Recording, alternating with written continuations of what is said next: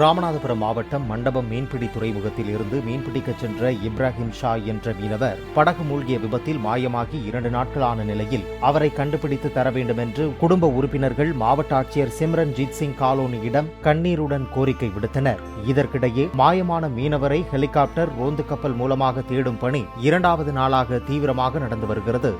மண்டபம் என் பேர் ராம்குமார். நேற்று கடலுக்கு போன போட்டில் ஒரு போட்டு கடலில் மூழ்கிருச்சு. மூழ்கினதில் 4 மீனவர்கள் போனாங்க. 4 மீனவரில் 3 மீனவர்களுங்க தப்பிச்சு வந்துட்டாங்க. ஒரு மீனவர்களை காணோம். இன்றைக்கி நாங்கள் நேற்று தேடி போனோம். இப்போ இன்றைக்கி நாங்கள் தேடி போயிட்டுருக்கோம். தேடி போக போகிறோம். எங்களுக்கு கூட வந்தது நேவி, கோஸ்ட் கார்டு எல்லாம் வந்தாப்புல, மெரைன் போலீஸும் கூட வந்தாப்புல. இப்போ மறுபடியும் நாங்கள் தேடி போயிட்டு இப்போ ரெடி ஆகிட்டு இருக்கோம். இனிமேல் சாயங்காலம் எங்களுக்கு என்ன தகவல்னு தெரியும். எங்களுக்கு எந்தெந்த பக்கம் தேடினீங்க? இப்போ நாங்கள் அவங்க சொன்ன பொசிஷன்லேருந்து எல்லா பொசிஷனும் தேடி பார்த்தோம். அவங்க கவர்மெண்ட்டு எங்களுக்கு சர்ச்சை நோட் கொடுத்து நாங்கள் போய் தேடி பார்த்து வந்துட்டு இருக்கோம். சாயங்காலம் என்ன ரிசல்ட் எங்களுக்கு கரெக்டாக தெரிஞ்சிடும்.